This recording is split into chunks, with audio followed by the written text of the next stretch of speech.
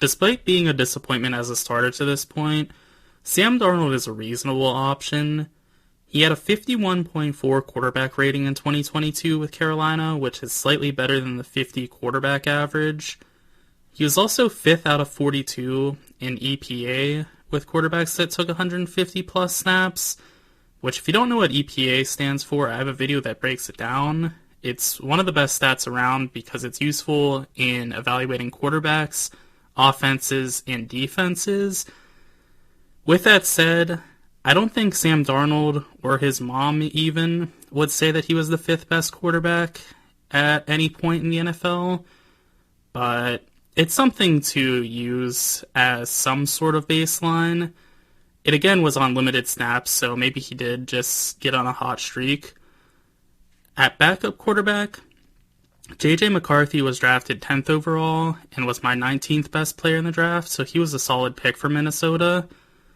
Since 2019, the average quarterback drafted in the first has a nice 69 PFF grade their rookie year, which would be good for 26th best in the league. And McCarthy is a bit more rough around the edges than the average first-round quarterback is, as evident by him being selected 10th overall. He also just is extremely raw in general, so he might not hit the ground running super intensely, but he doesn't necessarily need to because Sam Darnold is a good enough bridge quarterback to hold onto for at least a part of the season. There's definitely going to come a point, though, where people want to see what McCarthy can do. And I would imagine by midway through the season, McCarthy is going to be the starter. I don't know if he's going to do very well, but we'll see that his supporting cast is pretty good, and that should support him very nicely. Before we get to the supporting cast, though, if you like this video, make sure you like the video, as it really does make a major difference, and also be sure to subscribe for more NFL content. With that said, though, let's look at the supporting cast. As I was mentioning, the supporting cast is really good for Minnesota, and for me it actually starts with their offensive line because they're quietly exceptional. They're 3rd in pass block win rate and 19th in run block win rate, which are ESPN stats. So they're really good at the more important pass protection, but they're also not bad in run blocking either. So they're a really good unit. Compared to last year, they should be about identical. They returned all of their starters with Dalton Risner possibly being a backup now. He's currently set to be replaced by Blake Brandel, who is a downgrade from Risner in my opinion, but is still an NFL caliber guard. So either way, they're going to have good depth on the offensive line for the interior because Brandel or Risner are both solid players. The depth on the tackle is good as well because David Quessenberry is a good swing tackle. So they have options if anybody goes down, which is nice because obviously you don't want to see anybody get hurt, but that's a fact of life in the NFL is more often than not there's going to be an offensive lineman or two that go down for at least a chunk of the season, so they're well prepared for that. Regarding their weapons, they're not going to slow down any bit from the offensive line either, though. Justin Jefferson is arguably the best wide receiver in the league. He was 2nd in yards per game and 11th in yards per reception, which really shows that he can be a chain mover and deep downfield ball winner, which is exactly what I think of when I think of Justin Jefferson. I think of a player that just has no holes in his game because he's super shifty, he's great at route running, he can win at all 3 levels of the field. He just has no issues in his game whatsoever, and though it's really valuable what Tyreek Hill can do deep down the field as a threat in that regard, he's not nearly as complete of a player as Jefferson is, because Jefferson just has some of the silkiest hands you'll ever see in the NFL. So there's a real argument for Jefferson being the best receiver in the league. I don't really feel super strongly either way, but with that said, it's not just Jefferson, even though Jefferson's going to uplift the quarterback situation a ton by himself. They have Jordan Addison, who is a bit of a goof. He was driving like 110 miles per hour in one instance and then he was also asleep in his car when he was intoxicated, I believe. So he is not the greatest role model, but he's a very solid player in his own right. He was 45th in yards per game and 39th in yards per receptions in his rookie year, and he's only slated to get better. If he can bulk up a little bit, he's really going to be dangerous, because right now he does have a very thin frame, but he is a very good route runner and has some solid hands as well, so they pair nicely with each other. Lastly, at receiver, Brandon Powell was 156th in yards per game and 67th in yards per reception, but he should be notably better this year, as he will be their third wide receiver, not their fourth. So he's going to be getting a lot more attempts thrown his way. He's also shown, though, with being 67th in yards per reception, that may not sound the greatest to you, but that slots him in as the second wide receiver, because there's obviously 32 teams, and then 2 times that equals the 64. So he's basically a wide receiver 2 as far as being a deep downfield winner. So he's pretty efficient in that regard. Speaking of being efficient, TJ Hawkinson is excellent at tight end. He had an amazing year, being second in yards per game among tight ends and 17th in yards per reception among tight ends. As that shows, he doesn't win downfield too tremendously often, but he is great at moving the chains. And there's value in that, even with the modern game being more analytically minded and finding that deep downfield passing is the most efficient way to attack defenses. There's still a ton of value in just being a consistent threat over the middle of the field and being that safety blanket for your quarterback, especially when you don't have the greatest situation at quarterback, which the Vikings don't for this year. That isn't to say that McCarthy might not be a great quarterback in the upcoming years, but for this year, at least, they're going to be able to still put up points and look all right doing so, in large part because Hawkinson is such a reliable target. Aaron Jones, their running back, also had a great year. He was 9th out of 59 halfbacks in PFF grade. Despite being moved on from Green Bay, he remains a premier rusher in this league, so they have a ton of threats at all the positions, and what's nice is depth-wise, Josh Oliver is likely the best tight end 2 in the entire league. He isn't going to wow you with his receiving abilities necessarily, but he's an elite blocker, and his athleticism poses a threat as a receiving option. Ty Chandler is an elite backup running back as well, so they have options all over the place. They're not just good at the top, they have depth, and that is super dangerous when you pair that together. At cornerback, the Vikings are pretty poor. Shaquille Griffin ranked 53rd out of 127 corners in PFF grade. He's a nice matchup corner because he's 6 foot tall and has elite athleticism, as he ran a 4.38 40-yard dash, which is just really good for anybody, let alone somebody that's 6 foot tall. After him, things fall off a bit with Byron Murphy Jr., who was ranked 87th out of all corners.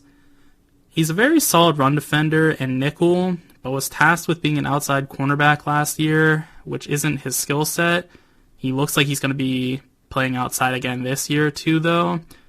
The year before in the nickel, he was 46th out of 118 corners, so he isn't always a problem, but he is playing out of position, and that holds him back tremendously. Josh Metellus is a really solid nickel, though. He finished 33rd out of 95 safeties in PFF grade, but is slated to play more nickel this year, where he is also solid. He is quite versatile in his positional play because he played almost 400 snaps, 396 to be exact, at nickel corner, and 377 snaps in the box. So he is good around the line of scrimmage, and he is going to hopefully mitigate the issue of Murphy some, because they both are better in the nickel than they are on the outside, but you can only obviously play one in the nickel, So, unless you're going into the dime, which they do with some frequency, but not every play is going to be in dime. At safety, though, they're actually very well set. Cameron Bynum ranked 22nd out of 95 safeties in PFF grade. Like Metellus, he's very versatile. Bynum played 185 or more snaps in the box at slot cornerback and at free safety, so he is positionally versatile, and his skill set is as well, as he was 30th in PFF coverage and 16th in PFF run defense, so he's good any way you want him to play. Harrison Smith, a bit of an ageless wonder and a rare white defensive back, was graded 34th according to PFF. He is quite good in coverage and is solid against the run in addition to being an extremely hard hitter. He is supremely versatile also, as he played 150 snaps or more in the nickel, in the box, and at free safety, in addition to playing along the defensive line for 150 plus snaps as well. Regarding their defensive back depth, they surprisingly have a fair amount of it. Mekhi Blackman is a really good fourth cornerback based on how well he played last year. He should challenge for a starting spot this year. Caleb Evans was graded 99th out of 127 corners by PFF. He has the frame of an elite cornerback at 6'2", 200 pounds, but has really struggled in coverage, so he is a solid depth piece, but you don't want to rely on him too much necessarily. Regarding Blackman as well, though, he was 32nd out of all corners in PFF grade, so he is roughly he is exactly 55 spots ahead of Byron Murphy in PFF grade, so that's why when I say he should challenge for a spot, I think he legitimately should. It's going to be interesting to see how it plays out, though, because they have so many nickel starting players, but they don't really have too many outside options. On the defensive line, Minnesota is really good, and they have some depth, too. Andrew Van Ginkel was quietly an elite edge rusher last year. He finished tied for 29th out of 122 in edge pressures, despite being the third edge rusher for much of the year for Miami. He's very good as an edge setter in the run game, too, so he's very useful in basically every way imaginable. Jonathan Grenard ranked 37th for edge pressures also. Similarly to Van Ginkel, Grenard is also a solid run defender, so they shouldn't really have an issue on setting the edge, because they have two of the higher-end run-defending edge defenders in the league. On the interior, I like them more, I think, than the average person does.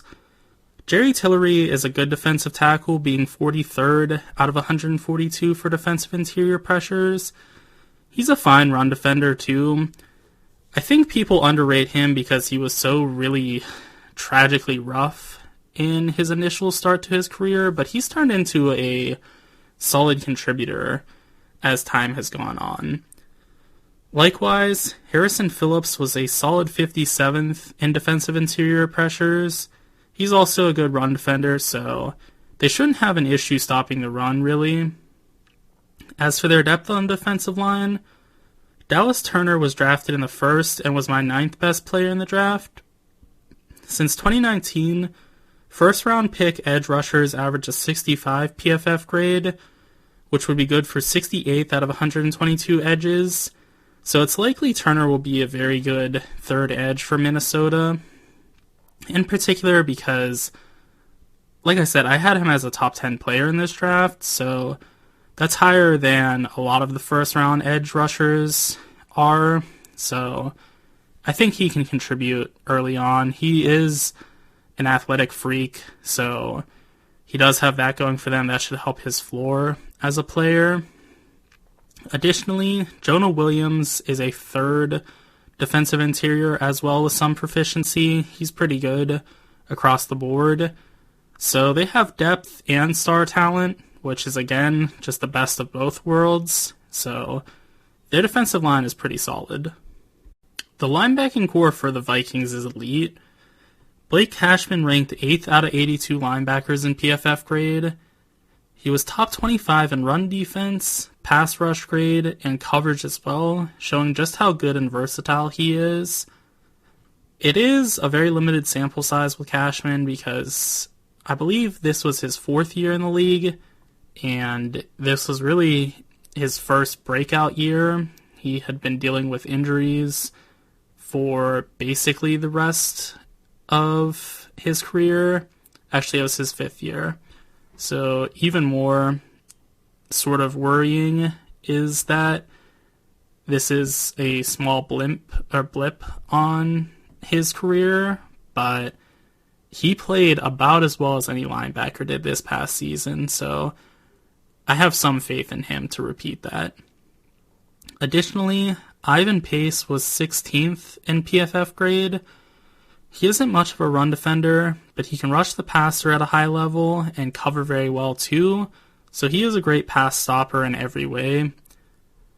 The depth at linebacker is lacking for the Vikings though, as no one really stands out to be a good option, so they need to stay healthy if they want to be good on the linebacking front, but if they are healthy and they can play anywhere near as well as they did last year for Cashman and Pace, they're going to be one of the better linebacking duos in the entire league. In all, Minnesota is a very talented team.